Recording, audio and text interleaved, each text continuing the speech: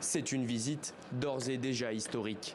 Le Premier ministre indien, Narendra Modi, est à Kiev pour rencontrer le président Volodymyr Zelensky.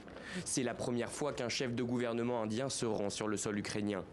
Depuis le début de la guerre, Narendra Modi évite de condamner officiellement les agissements de Moscou. Il s'y était même rendu début juillet. Une visite qualifiée de coup dévastateur pour les efforts de paix par Volodymyr Zelensky. Le président ukrainien s'était agacé des longues embrassades entre les deux dirigeants. Aujourd'hui, Narendra Modi a tenu à clarifier la situation.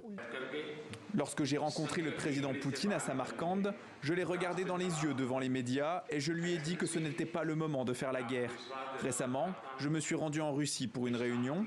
Là aussi, je l'ai dit clairement. Un problème ne se résout jamais sur le champ de bataille. La voie de la solution passe par le dialogue, par la diplomatie, et nous devrions avancer dans cette direction sans perdre de temps. Un accord de cessez-le-feu semble pourtant bien loin d'être ratifié. Moscou a annoncé que des négociations n'étaient possibles qu'à la condition que l'Ukraine cède définitivement les régions annexées. L'offensive ukrainienne dans la région de Koursk a amenuit les espoirs de paix.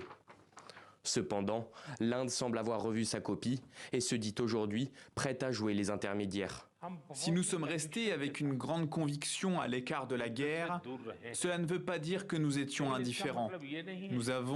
Nous n'avons pas été neutres depuis le premier jour. Nous avons pris parti et nous sommes résolument favorables à la paix. Hautement symbolique, cette rencontre est un petit pas de plus dans la quête d'une paix durable entre Kiev et Moscou.